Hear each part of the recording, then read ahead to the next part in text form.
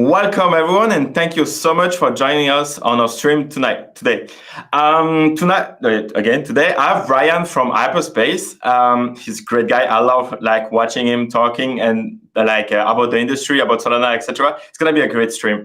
But before that, and to let people coming in, let me talk to you about Decod3rs a little bit. So basically, what we are doing here, it's pretty simple. We are adding a business model. A Web3 business model to the creators economy.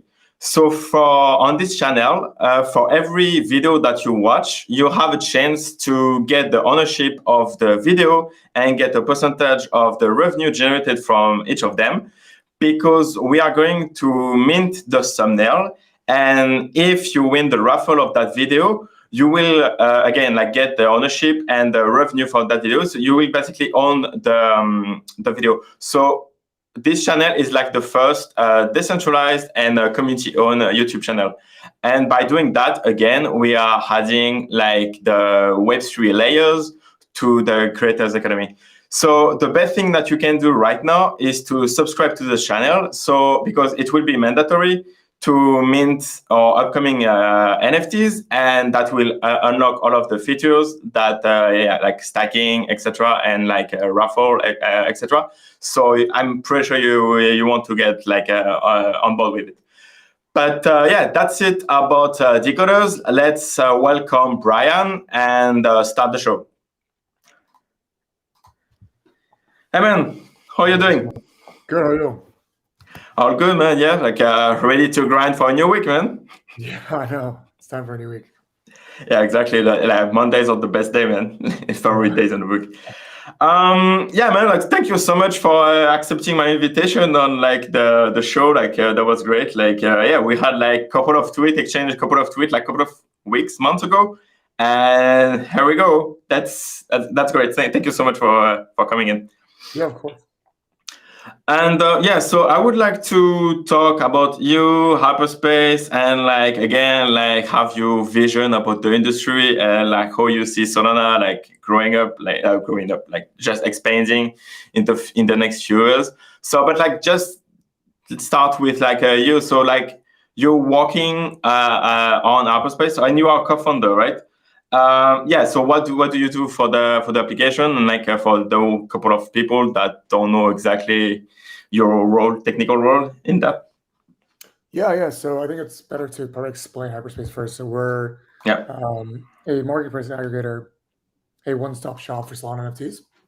We started back in August of 2021 as solanalysis.com as kind of a stats website for Solana NFTs. Always had the vision to become an aggregator, knew that there was a marketplace aggregation, and then rebranded to HyperSpace officially February of last year. So it's been exactly almost a year. I actually want to say it's probably to the dot. I think it was near Valentine's Day last year. Nice. That's cute. And yeah, we've been building since. I come from a investment banking background. Yes.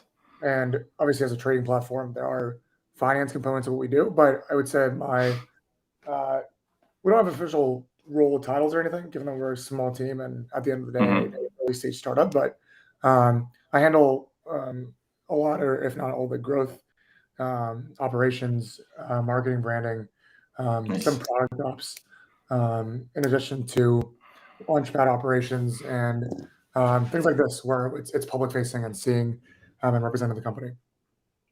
Yeah, that's and you're doing that pretty well, man. It's always not funny, but entertaining to see the list, to see you jumping into conversation with a Drax, you're doing multiple casts with him, and yeah, in general on spaces and stuff. And you're pretty good at selling HyperSpace and even sharing your point of view about the industry. That's why I also wanted to have you on the show. And appreciate it. And yeah, by preparing this cast, I found your YouTube channel. It's not hidden and anything, but I just discovered your channel, and that was an interesting point of view, from how do you move from banking investment investment banking and into like the Web3. What made this transition for you? Yeah, so right out of college, I worked in mergers and acquisitions, M&A. So I helped companies combine or acquire other companies, working mostly with private equity companies. So they're investors in companies. And post banking, I wasn't really a big fan of banking, and I was looking for something more techy, something more creative. So I actually worked for a pretty large scale startup called Cloud Kitchens.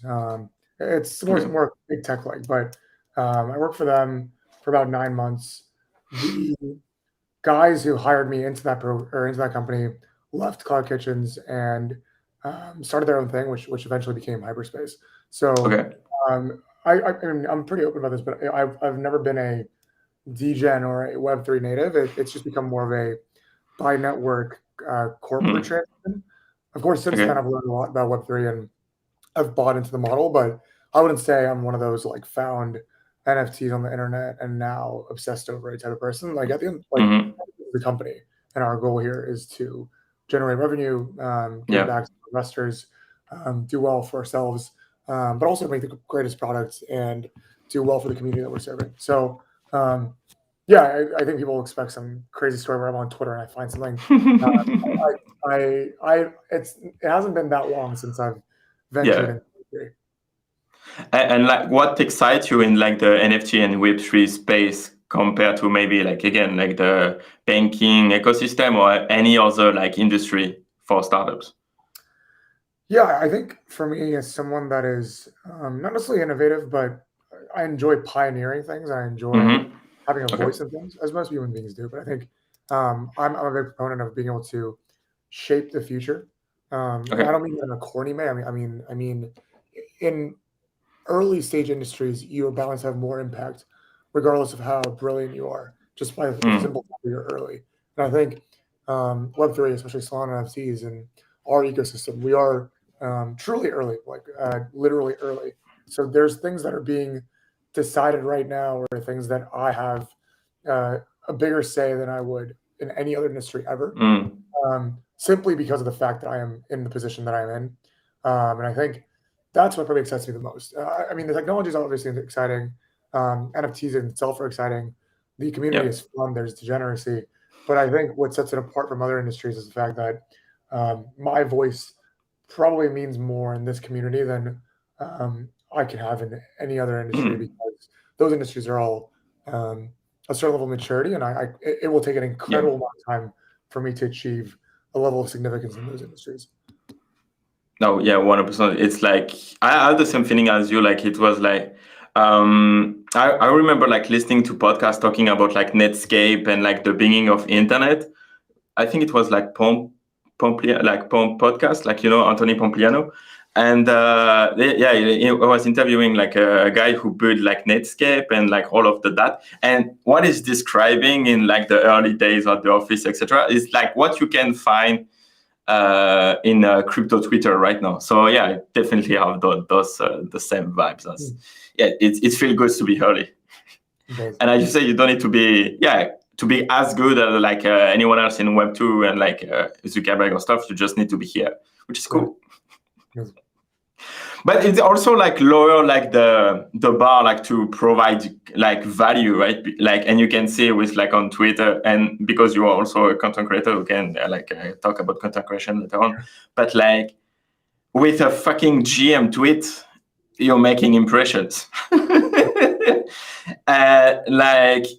you think it's like good for the ecosystem itself, or it's like we need to mature a bit faster and more, like because it gives opportunity to people who don't bring that crazy much value, you know what I mean? Yeah, I think I've preached this before in other spaces, but the bar for content creation in NFT world and in Web3 is surprisingly slow, given that content has already matured over time. It's been around for more than a decade. When I was a kid, there was YouTube, and we're still seeing that level of content in Web3. And I do sometimes wonder, maybe it's not for lack of effort, but perhaps it is quite limited in nature. Like maybe there is no better version to be had. I'm sure there's better than GM, But like it's hard. realistically, all I've seen is podcasts talking about NFT drama or merch videos or some hype video that some Fiverr artist made that's never going to actually look like that. There's very clear limitations of where Web3 is going right now. And I'm not going to say I have the answers, but it is concerning. Yeah, I think we are at a stage where all the resources are available. We have years and years of what content should be. And we theoretically have a group of very advanced content internet people that are still able to produce something that is mass appealing and exciting. Yeah, 100%. Like, I completely agree with that. And that's why, like, when I started this channel, like, I know what like I don't know, PewDiePie or like high MrBeast content looks like, right? So in a way, like, I can do a MrBeast video right now, but like having a well-produced, and I try to do that, but like the video and like again, like trying to crack like the Web2 content creation sequences and bring it to Web3, that I think there is like a massive opportunity here. And if you can build like your social currency right now in a bear market in 2025, like it's gonna be crazy. It's gonna be insane. Is that what you also want to develop like on your channel? And I know the channel is a bit more like personal and not really like Web3 focused, but do you want to create another YouTube channel talking about your experience about Web3 and like compete or like even create some value from that, or it's not really on your pipeline because you're busy already? No, I've thought about it, but for me, YouTube is a hobby. Yeah, okay. Probably one of my only outlets. And I don't, given that NFT life and Web3 is such a time-consuming thing, I'm trying to not allow it to creep into like other personal parts of my life. Of course, if my only sole goal was money and virality, I think I'm in a very unique position to probably create a new channel and talk about like Web3 life and let people know that aren't in this how crazy it is. But I don't think I have maybe I have the energy, but I don't have the willpower to do it.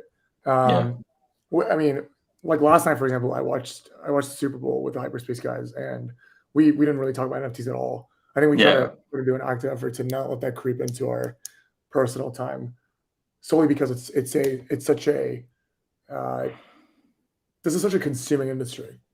Yeah, I know 100%. And I think like there is like a misunderstanding of like just orders that never launch like NFT related project, like founders, and like the speed and the focus that required to launch something in Web3 right now. It's like building Airbnb at faster velocity, but like with even less resources and not even with the success of Airbnb, right? Like it's crazy, it's madness. And when you have like a product market fit in a way with like, for example, for you, for HyperSpace, like I can't even imagine like, like the commitment and like the discipline you need to do to take that like out of the ground and like, keep grinding. So yeah, if you want to work-life balance, that's even harder. Sure. Yeah. But like, what would be like the difference between like the banking world and like the Web3 industry from your perspective? Ooh.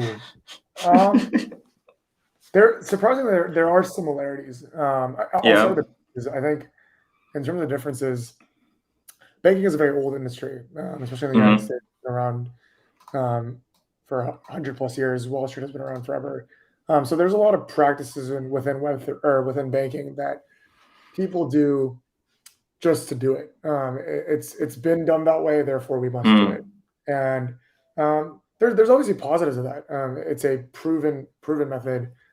There's less volatility. People have stuck to it because it somewhat works. I think the negatives obviously is that when there's new ideas or better ways to do things, people are reluctant to accommodate for those methods, even though it's clear that it's going to make the industry better or more efficient. I think another big difference is probably the professionalism of people. Banking is probably as corporate as it gets. It's very hierarchical. There's respect that's given to older people. Also, there's positives of, but I think that's both a enhancing and a limiting factor of banking. I would say on the reverse, in terms of similarities, both industries revolve a lot, mostly I would say around information and perhaps inside information. I don't mean that in the illegal way, but more so that the people that are involved, they have to know what is going on, and know what is going on through knowing people, because people are the ultimate source of information in both industries. This is largely, it depends on how you view NFTs, but if you think of NFTs as investment vehicles, in that manner, a lot of NFT/banking infrastructure is the same. You can think of marketplaces perhaps as banks who help you IPO stock or allow you to trade these NFTs. The same way that exchanges like Fidelity allow you to do the same thing. There's advisors or people like me who face these clients and help them through and advise them on how to best raise capital or money for a company. So I think inevitably human beings repeat what they see before, and they're going to apply them to new industries. At the end of the day, people are in this to make money as well. And I think you're always going to try to apply the biggest money grabbing industry in the world, which is finance, into this world as well. The only difference being, I think, is no one cares about community in investment banking. And I would argue some people do within Web3. Banking is not very fun. Web3 is relatively fun. And then obviously the overexposure to internet. Yeah. And I can't wait to have a Twitter space with bankers. That could be fun. And do you think I understand the fact that implementing models that we know from Web2 and banking, etc., is reassuring to the Web3 industry, because again, like you say, it's what we knew that works, and we reapply the same models. But is that good?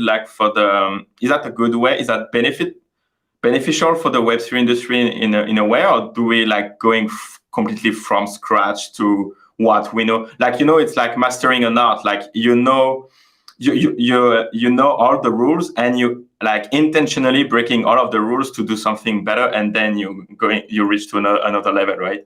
So should we just go from scratch and create our own investment banking banking rules, or replicate what we know from the banking industry? Wow. Yeah, I think until now we've probably seen a lot of replicating models of things that exist, simply just because I think human beings are limited in innovative minds. They can only think so much, and they're always going to apply things that they've seen before. And there's financial incentives to do that.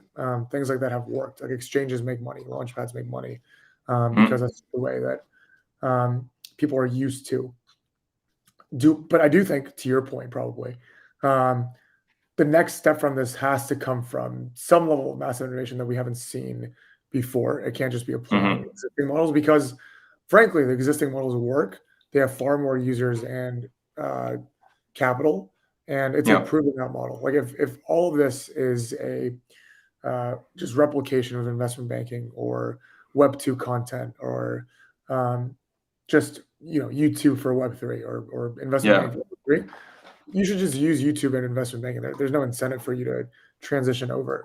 There needs to be something Web3 original, in my opinion, for it to actually sustain itself. Obviously, it's a transitionary period. You could argue every industry is a somewhat copy of the previous wave of industry. But considering that there hasn't been, at least the mass level, I don't know what the devs all over the world are cooking up, but based on what most people use every day in terms of NFTs, which in my opinion is they mint, they list, they trade, they buy back, do it again. That's the oldest system of trade that has existed from thousands of years. It's just now digital. And the medium is now different, but the concept is the same. So for Web3 to take the next step, we have to stop just emulating or simulating existing things and build on our own. Yeah. And do you have any idea of what could be the next model of that? If I did, I wouldn't be here. And selling off. I think it's possible that perhaps it doesn't exist. Maybe it will, NFTs will sustain the way that it is, and people are relatively okay with that. But I would assume, given how much money, how much talent is in this space, something will come about. Yeah, like that's the like the dilemma of innovation, right? Like you have to create something that never existed before what you are doing right now, and that's a huge risk that you are willing to take or not, and that's the beauty of it. But yeah, that's cool. And like, do you believe like in the thesis of like other coin, like for example, XRP, that's going after like the institutional and big banking like process when like those coins can become like the network, not the MasterCard and Visa, but like Indian banking network, like for transaction and stuff like that. Do you think they are like ready to jump into that crypto world to, for example, facilitate like the 2 days transfer between banks that we have to wait if you want to send money from US to Europe without using like TransferWise, you know what I mean? Like, why in 2023 it's still like not possible to do an international transfer without paying like $20 a fees and like wait 2 business days. And if it's over the weekend, you're fucked.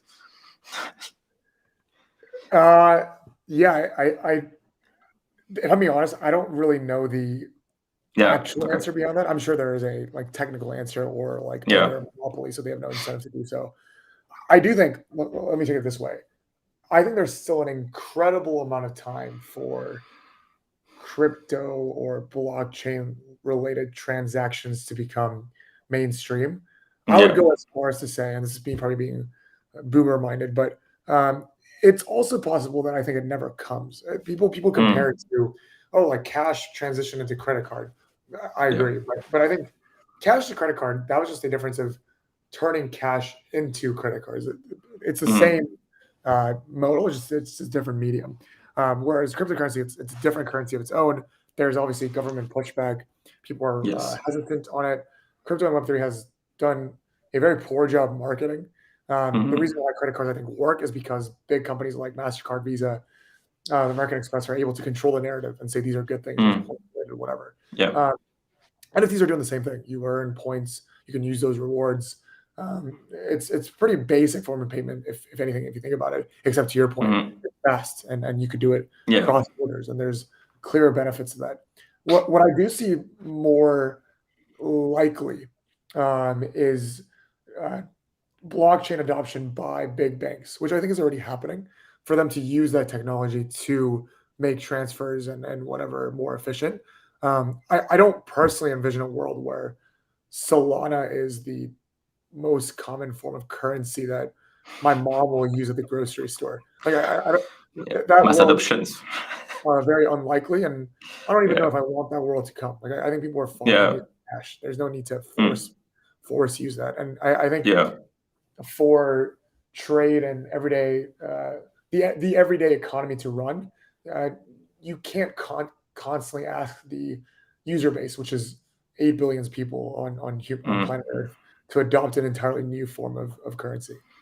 No, like 100%. And like when you're at the US and like you have like already like the worldwide currency, which is like the dollars, there is absolutely no point of you implementing like Bitcoin at scale, which you can't control, right? Plus like you don't have like the petrodollar, etc. But like you control like the wars, like the politic worldwide. You don't want to decentralize that, and it works. Like again, it works for your population as long as you don't travel. But like inside your country, inside your borders, it works perfectly, right?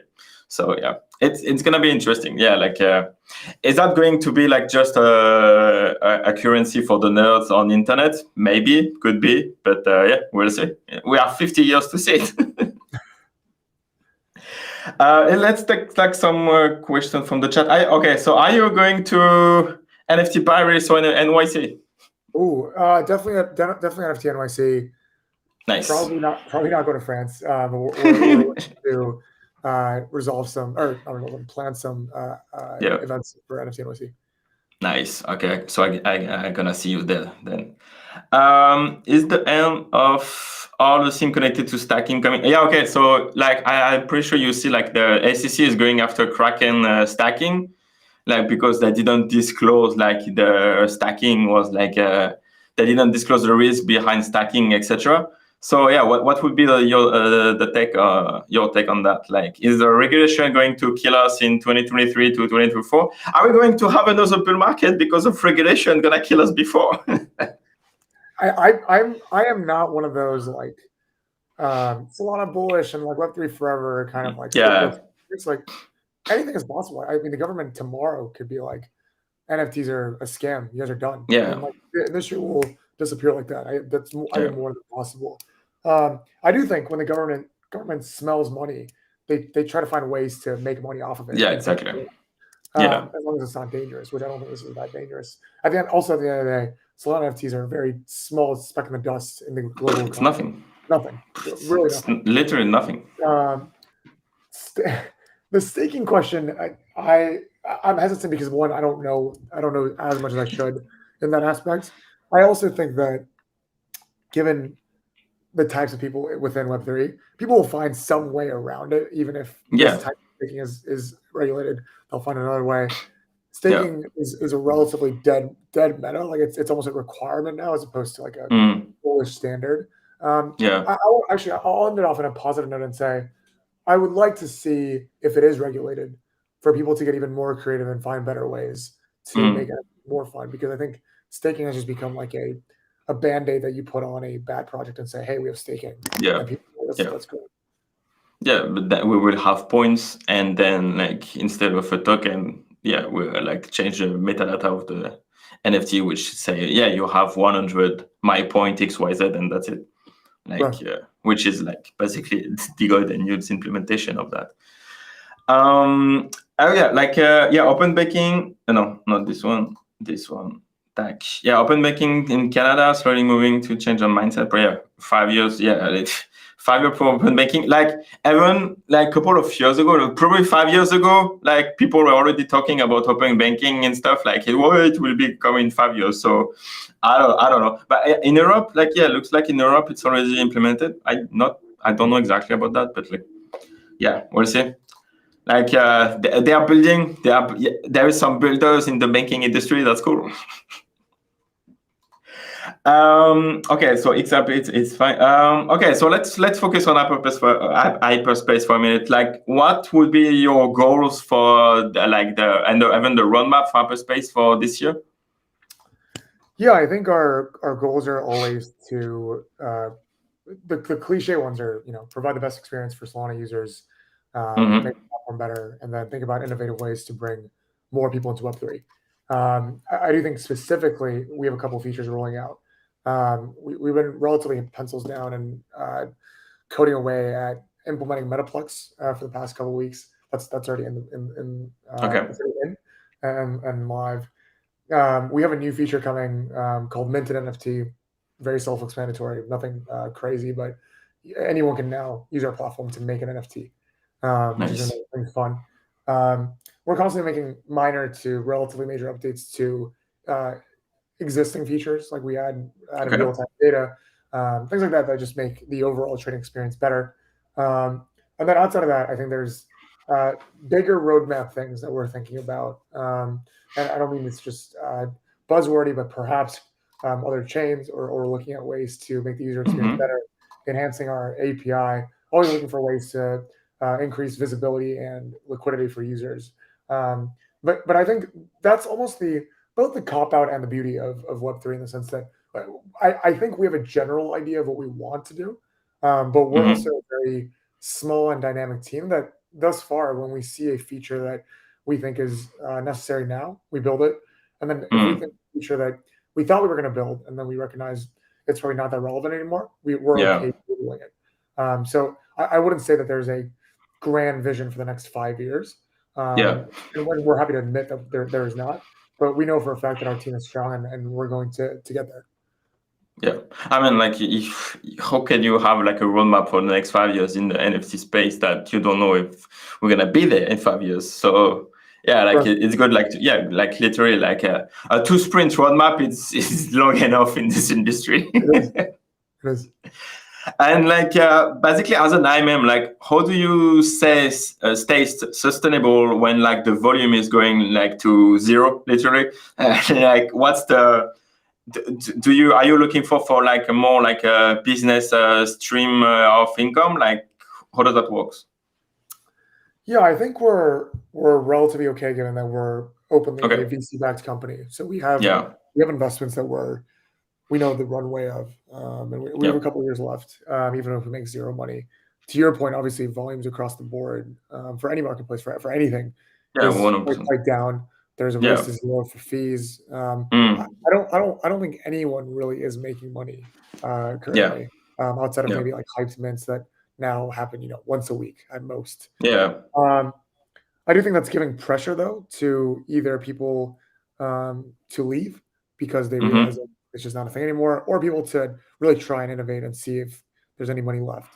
I do think there's concerns over liquidity and money leaving the ecosystem because it's a problem of people make money and then they don't really use it back in here. They want to just liquidate and go use it elsewhere. We're not, I don't know if we should be, but we're not really worried because of the funding thing. We're relatively looking for, not overly actively, but we are thinking about perhaps getting another round of investments. But outside of that, I think our goal right now is user growth and user adoption, as opposed to we need to make money right now. And like, what would be like your user acquisition funnel right now? Are you looking like to people inside of the Solana ecosystem, or are you going like, as you said, like integrating more chains so you get user from that? Like, what would be your focus immediately? Sorry, go ahead.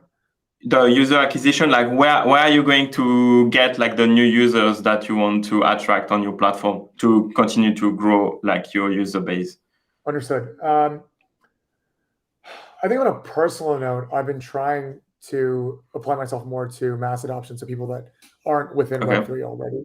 I would assume, just based on what we've seen online, talking to people, everyone that needs to know about HyperSpace within Solana knows about it already.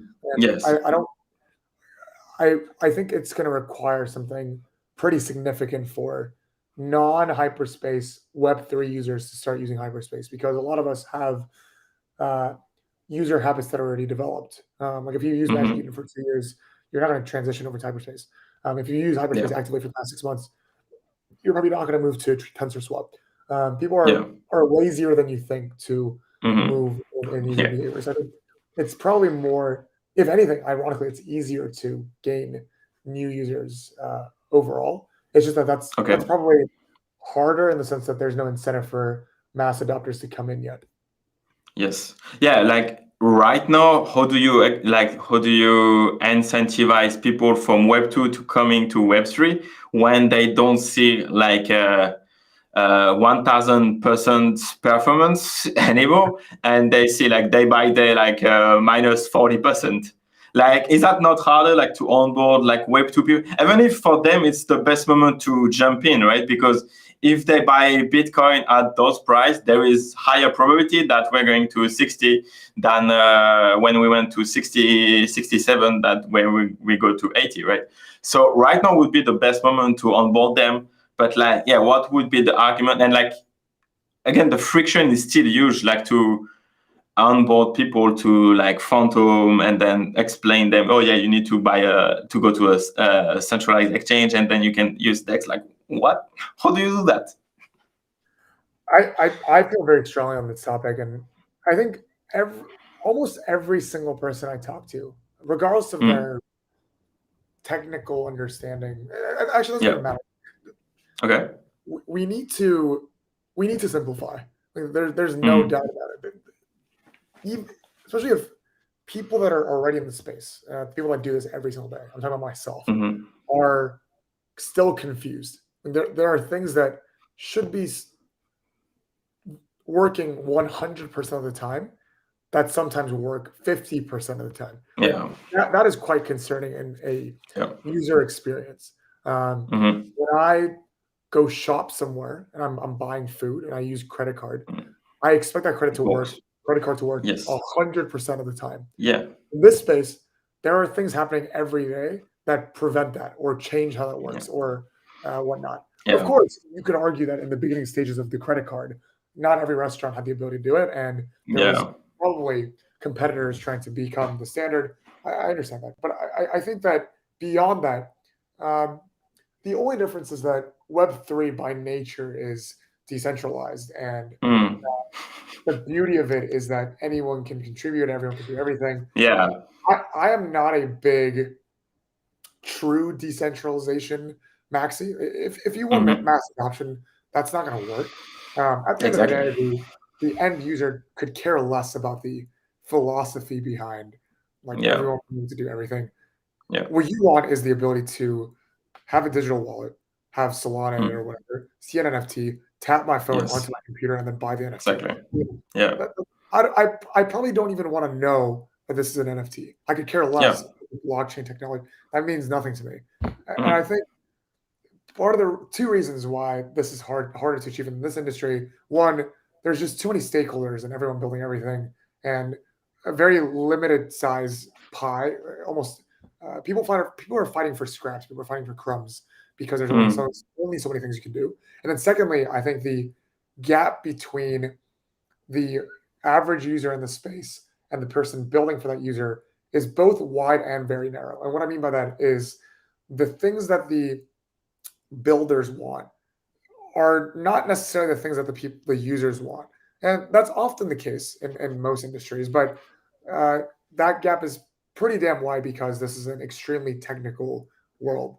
Yes. On the flip side, that gap is extremely narrow because, as you know very well, on Twitter and Discord, in no other industry do you have this much access to the people that are building. So everyone seems to have a voice, everyone seems to have an opinion, which now makes people disoriented and distracted, and people are constantly looking for feedback and seeing what is hot, what is new, when in reality, I think they put their heads down and then build and then bring it out. And this constant change, constant dynamicness, I don't think is a very healthy thing for the ecosystem.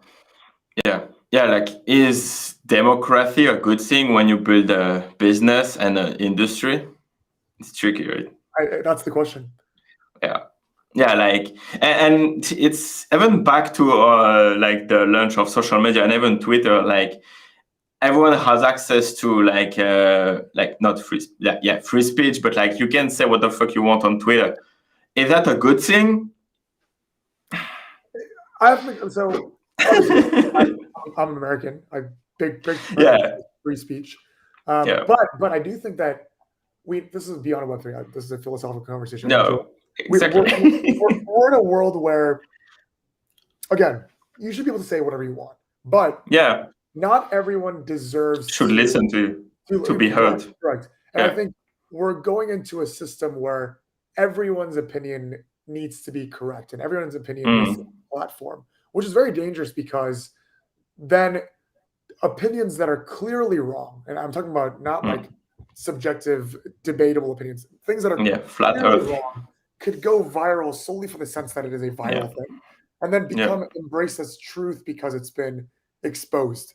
So, and Web3 is certainly the same, if not even worse, because it's such a small circle that specific individuals have a lot of impact on. That's extremely dangerous. No, 100%. Like when you start talking to like flight earther, like what? Like, I don't want to see that in my timeline. I don't see them in my timeline because I don't follow that kind of people. But like 50 years ago, like you're always like the fool of the village, right? And this guy had like a scope, and had like he can be heard by like 10 person because it's close family and something like that. But now those people have access to millions of like people on Twitter, and they can say whatever they want. And then we can see some of them joining Web3 and start to have a point of view about like the next mint art, which everyone loved, but they say, oh no, it's shit. We should please redraw everything. Not happening, bro. And then they can vote. They can vote on the on the DAO and etc. And it's a tricky part of it, and that's why also like project not all implement like a DAO, because their community they don't want to listen 100% of what the community have to say, right? Because like the team execution is completely different of like what the community perceive and the direction like founders want to go to, right? It's an interesting dynamics. For sure. I don't know the answer to that. Like it's interesting. But like, for example, when you take Bitcoin development, like the way it's like developed and built, that's kind of interesting because it take like years to have like Taproot update, etc. But it's still like following the core values of like the ideology of the white paper. And that's, I don't have like another example where like that democratic direction and like implementation works basically. Right. And yeah, it's definitely interesting dynamics. And so back to HyperSpace after this democracy. Yeah, no, 100%. Like, yeah, like that's why also I wanted to have you on the show because I knew that would happen. I love that too. But are you for or against democracy? Please. No, but like again, but yeah, back to HyperSpace. Like we're gonna find a way to talk about like philosophical aspect of it, starting from HyperSpace anyway. Like, how do you compete with like competitors, aka like Magic Eden, that are gigantic in the industry? When like you have again like it's David against Goliath. How many people are working for HyperSpace right now? How big is it? Nine full-time. 9 people. Yeah. So like, what's the strategy you can put in place to compete with like too big to fail startup when you have like 9 people in the garage working against them? Yeah, it's hard. I'm not gonna sit here and say, you know, we can do this no matter what. Like, it's a very hard feat. A lot of those companies, you know, have insane funding, teams that are 4, 5, 10 times our size. They can do more. And I think in this space, it pays to be quick and do things quicker. We have 9 people. Yes. I do think that there's no better industry for David to beat Goliath other than in Web3 because things are still early. We've seen a couple of those things happen already. Magic Eden, back in the days where there was people beat Solanart, which was a Goliath. Yes. Last summer, before the whole royalties phenomenon, there was a day where HyperSpace hit, I want to say around 50% of trading volume.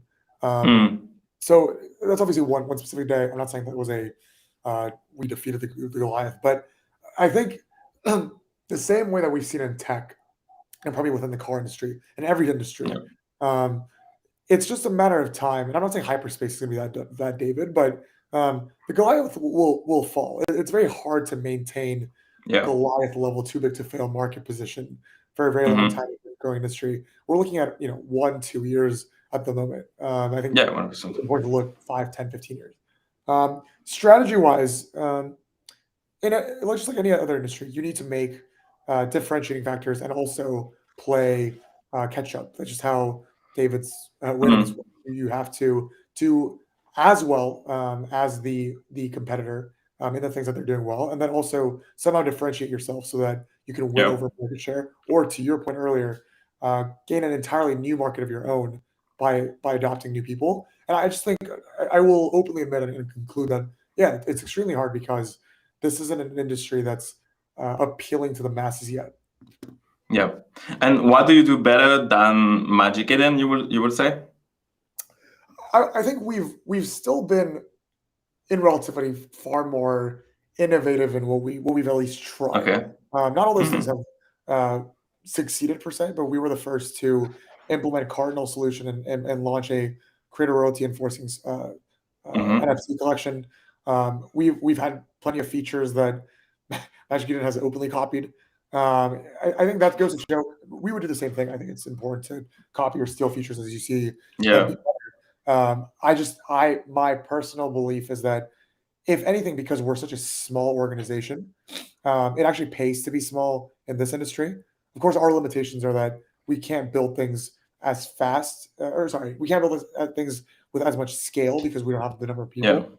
But we could build them quicker and reorient our decisions faster because we don't require multi-level hierarchy approval. For example, I'll speak for myself.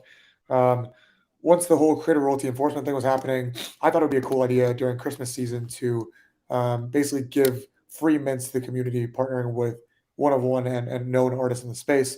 In any organization, even with someone of my level at the company, you would require multi-level approval, have whatever. For us, it required me talking to my friend Alan on the team and then my friend Camille and saying, hey, we should do this. And we did it. And I think things like that you can only do at the 9-person group of dudes working together level. And there's pros and cons of that, but I think we have a bigger incentive, lower overall risk to try new things. Oh, 100%.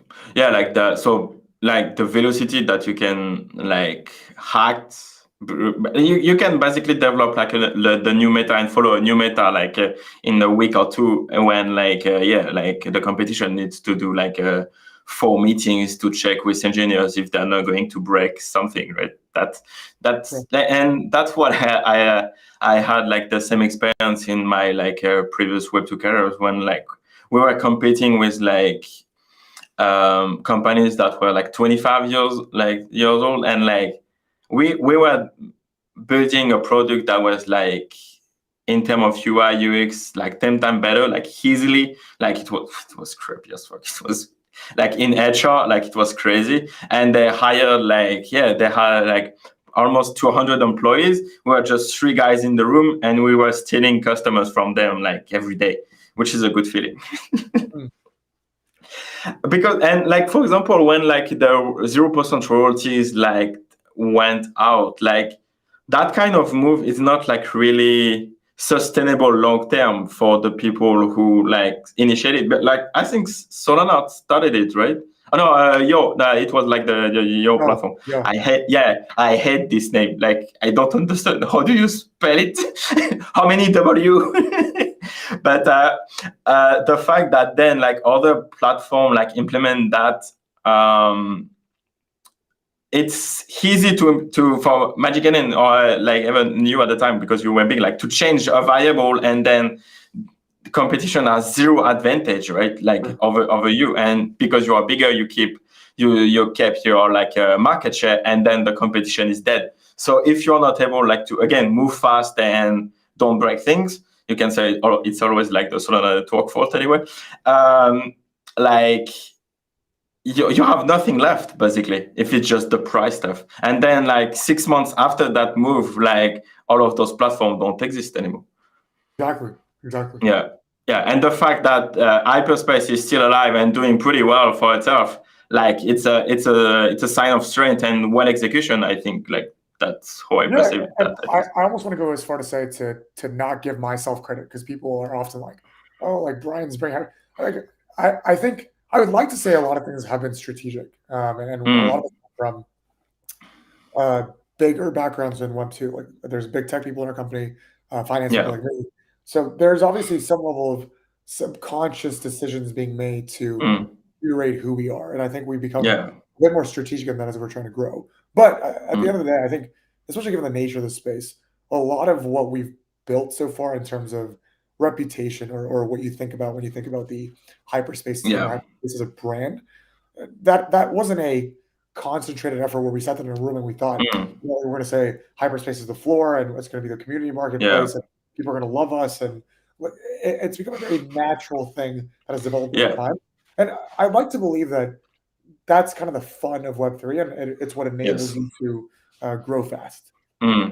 But it's like, it's even better that it's that way, because it's not like your success is not like orchestral in the dark room thinking, oh, how are we going to dominate the world, right? Like you're just executing like what you think what's best, and then market. There is like a legit market product market fit for your solution, and it works, and the market decided that it was valuable, and that's it, right? Like you try something and it works, and that's a skill and talent that's required to build a successful business. and you can't really decide. Again, it's like it's almost like a relationship, right? You never know if you're like the other person will fall in love with you or not, right? You don't control that. So you can control the market that's gonna fall in love with your product. So you just build the best product you can, and then you push it, and then yeah, it's good. And you're doing a pretty good job with like being like the public face of like HyperSpace. So that marketing part of it works well. Exactly. And you just need to be you. Exactly. And that's what people like in this world where a lot of people are pretty fake by design. Yeah. Like that's the percent, which that's work for them. But I think the bar for being genuine is very low. Even if you're slightly genuine, people think you're really real. Yeah. Even if you're slightly legitimate, people think you're really legitimate. That's just the way that. Yeah, no, 100%. 100%. And that's killing companies. Like, just like we can take like SBF and FTX, right? Like the guy is selling himself as a fucking virtual signaling because the society asked for that. And then at the end of the day, the guy is a gigantic piece of shit and is going to spend the rest of his day in jail. So it's like faking who you are is like, it's a short way. It's a shortcut that doesn't bring you far, right? But if you stay, like yourself, and the market buy that, fuck it, just roll. No, 100%. And okay, so what's missing in like the on HyperSpace, or even like in the marketplace in general, to bring us to the next step, like the next acquisition of user, or even like growth? I would like to think that this new feature coming up, being able to mint your own NFT, is probably the next step, because it's the number one question I get when I talk to non-NFT folks around me. They say, hey, like, cool, like I want to make something. How do I do it? And there's a candy machine. If they can just upload a picture and then create it, that user experience, I think, is fun. The ability to create a digital collectible by yourself. But obviously that's not going to move the needle. I think the next thing needs to be a more, and it's funny that I'm saying this as an exchange, but a downplaying of trading and a upplaying of content / entertainment. Human beings naturally like to gossip and be part of drama and be part of communities and take sides on things. I don't think most people on Earth are excited about trading and making $50 off a trade. They are excited about knowing that there is beef between some monkey project and some giraffe project because they hate each other. Like that's a very intrinsically fun thing to be a part of. So I think the ability to bring that to the masses will ultimately get people to buy in. The whole fun is that you own this thing, and owning this thing allows you to be part of this greater, broader community world that gets you to participate in an online discussion, a social discussion that you can't have otherwise. TV reality shows between giraffes and monkeys. That's gonna be cool. And we can try do the last segment of the show with like around content creation, but that's kind of interesting, because like when I even started the channel, and I want to like share the journey, etc., like how I envision like NFTs, like you said, as an investment vehicle. And I was telling myself, okay, like I don't know if I have the persona like to be entertaining like K-Money. I don't think I'm never gonna produce that kind of video that he's doing pretty well. That's cool. It's fun. That's I prefer to do like the education stuff, at least the way I just sharing my point of view, like what you do, right? Like you share what you think about the world, and like if people stick around your vision and understand what you are saying, then they stick around, and that's perfect. Like I 100% buy that. Like it's what I want to do too, right? But like the entertainment part of it, like even like this drama between, I don't know, like Solana monkey business versus Decod versus the whole industry. So the fuck, like, I prefer to talk to like founders like you and understand how you think, because then I can understand why this next project will be successful, etc., etc. That's my job. That's what I want to do. But like the drama, I understand it's entertaining people, and people want to watch that because a lot of like entertainer on crypto Twitter are making like the most view right now, right? So it's an interesting like dilemma between this like big brain versus degen content too. That's interesting.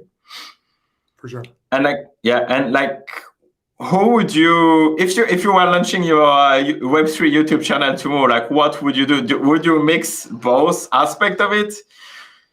Or would you like sharing your philosophical thought about democracy versus enlightening the dictatorship?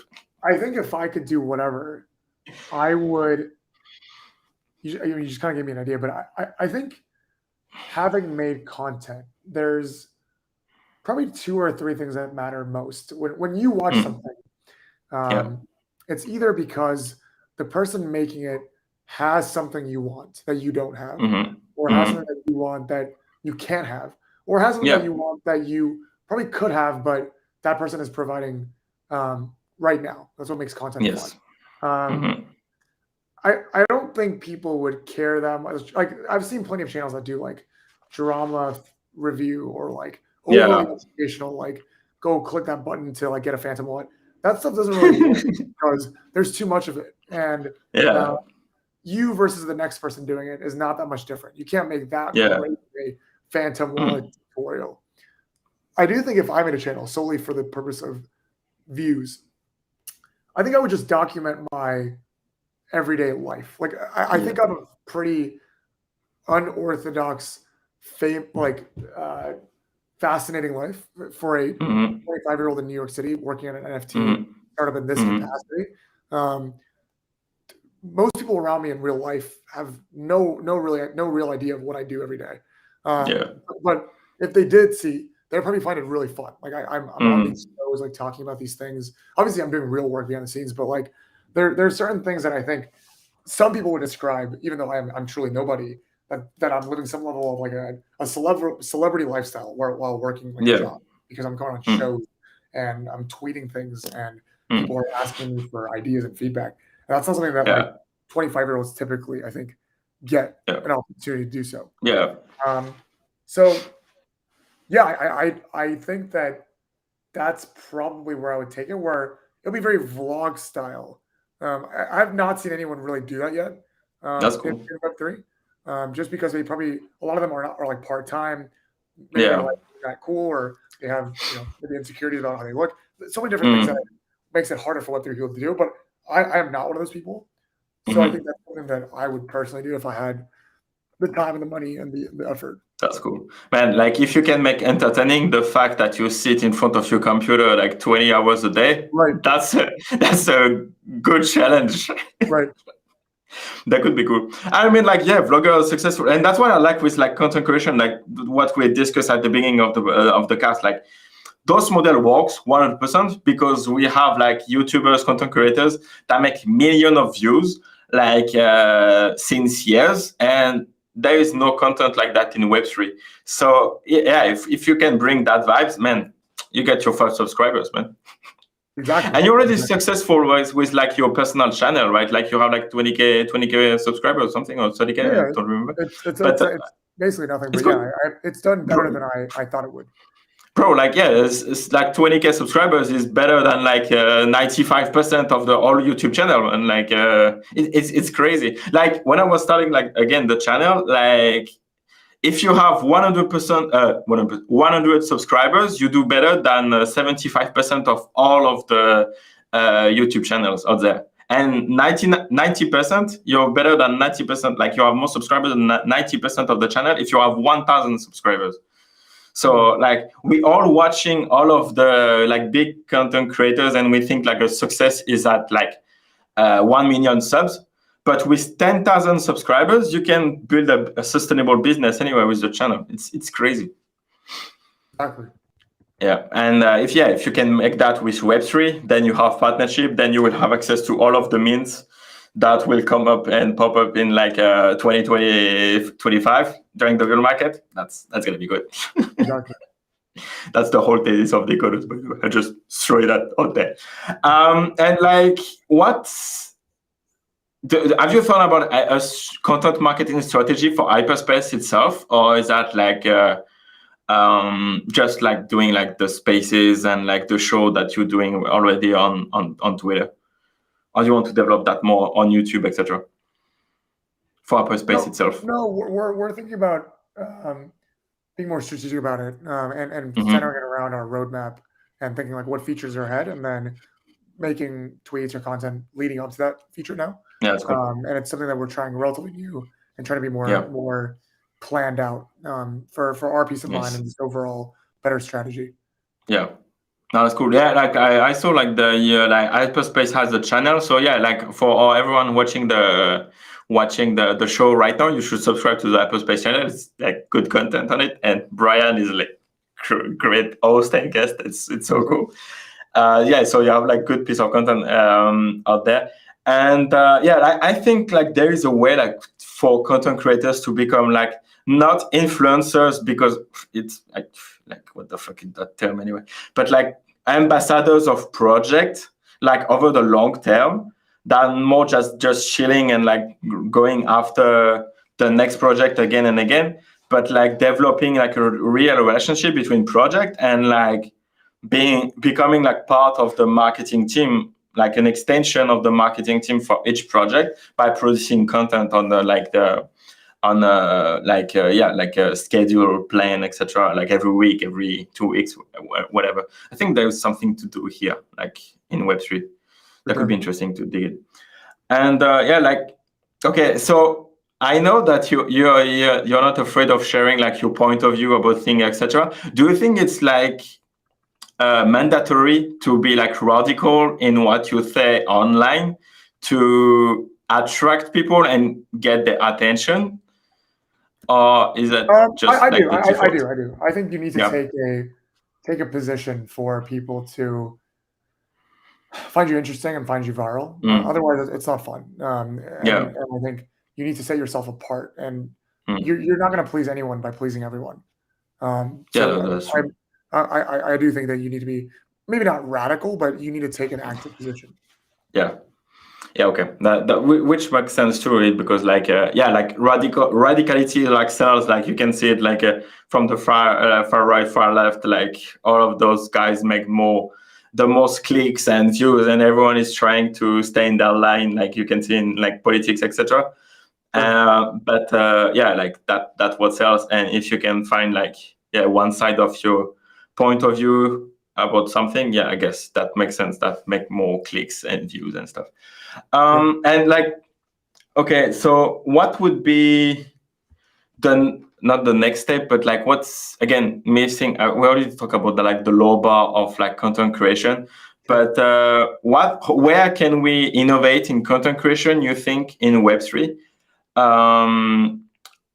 Like basically for like create some innovative content in Web3. I don't know if my question is clear. I think it's something I've been thinking about a lot, and we need to bridge the gap. Whatever, I think we have enough educational content creators that are hopefully going to do well. More will pop up. I'm sure companies will start doing it. I'm still pretty strong on this, like, show the lifestyle of NFT people, solely because then it will get other people who might think, hey, like, I actually want to do that, to come do it. And that just increases the pie of people that are doing this. So we need to show people what we actually do versus people thinking like, oh, NFTs are a scam and cryptocurrency, just whatever. Like, we need to expose the lifestyle in a creative way. Oh, that's cool. Yeah, I can't wait to have like a 10-hour stream of like the HyperSpace office. Exactly. That could be cool. Yeah. I think like we are like above like 1 hour, so like I think we can wrap up the show soon. Like it's gonna be time. So I have two questions. Last question for you. What would be the question that you wish people ask you but they never do? Ooh. Can I do a really soft answer, or are you asking like in terms of Web3? No. Like you do whatever you want with that question. Sheesh. I think I'll do a really soft answer. I've always been a very like independent person. I've always been pretty leadershipy when I was young. I'm a decently charismatic person. So all those things I think make me overly independent. So people don't really ask me. This is super. I don't know why this is coming to my head. People don't really ask me like how I'm doing, like if I'm okay. And I think, given how busy I've been living, like there's been, I would want people to be like, hey, like how are you doing? So I could just like talk about how I'm doing. Okay. Yeah, I don't know if that's what you were getting, but like that's how I've been feeling. That's cool. That's cool. Like that's why you can do a vlog, and then every day you in your live chat you will have those people asking you how you. That's good. That's good. Right. Okay. And last question, like